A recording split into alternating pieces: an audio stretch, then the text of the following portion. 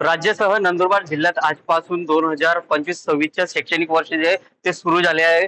विद्यार्थ्यांना पहिल्याच दिवशी पाठ्यपुस्तक मिळणार याची व्यवस्था जी आहे ती संपूर्ण शाळेच्या वतीने जी आहे ती करण्यात आलेली आहे। आपण नंदुरबार शहरातील डॉक्टर काणे विद्या मंदिरात आहोत आणि या शाळेच्या वतीने जे आहे ते पुस्तकांचे वाटप जे आहे ते केलं जाणार आहे। एकंदरीतच नंदुरबार जिल्ह्यामध्ये मोठ्या प्रमाणावर पुस्तकांची मागणी जी आहे ती नोंदवण्यात आली होती। 13,08,791 विद्यार्थ्यांसाठी 2,28,782 पुस्तकांची मागणी जी आहे ती नोंदवण्यात आली होती। जवळपास 100% पुस्तके जे आहे ते मिळालेले आहे। आपल्यासोबत शाळेचे मुख्याध्यापिका आहे, आपण त्यांच्याकडनं जाणून घेऊया की पुस्तकांची व्यवस्था जी आहे ती कशा पद्धतीने केलेली आहे। काय सांगणार मॅडम, पहिल्याच दिवशी विद्यार्थ्यांना पुस्तकं जे आहे ते दिले जात आहे, कशा पद्धतीने व्यवस्था जी आहे ते आपण केलेली आहे? व्यवस्था अतिशय चोखपणे केली गेली आहे।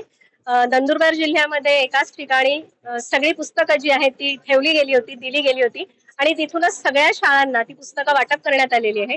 आज पहिल्याच दिवशी इयत्ता 1ली ते 8वीच्या आमच्या सर्व विद्यार्थिनींना सर्व प्रकारची जी पुस्तकं आहेत ती दिली गेली आहेत। त्याच्यात एक अजून वेगळा खेळू शिको आनंदे हे जे आहे हे नवीन एक पुस्तक आहे, त्याच्यामध्ये कार्यानुभव ह्या सगळ्याचाही समावेश झालेला आहे। पहिल्याच दिवशी पुस्तकं दिल्यामुळे विद्यार्थीही सगळे खुश झालेले आहेत आणि अभ्यासाला आजपासूनच आनंदाने सुरू होणार आहे। प्रवेशोत्सव करतानाच पुस्तकंही दिली गेली आहेत, ही अतिशय आनंदाची बाब आहे। मॅम, यात कुठल्या कुठल्या पुस्तकं जे आहे ते आलेले आहेत शासनाच्या वतीने नेमके? सगळ्याच विषयांची आहे, मराठी, हिंदी, गणित, सायन्स अशी सगळ्याच विषयांची पुस्तकं जी आहेत ती व्यवस्थितपणे आम्हाला इथपर्यंत पोहोचलेली आहे।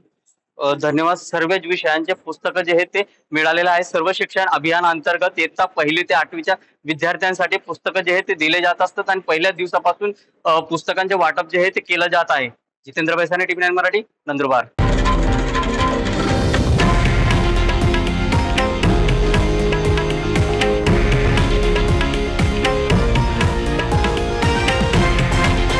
हे आहे देशातील नंबर 1 न्यूज नेटवर्क आणि आपण पाहत आहात TV9 मराठी, एकमेव।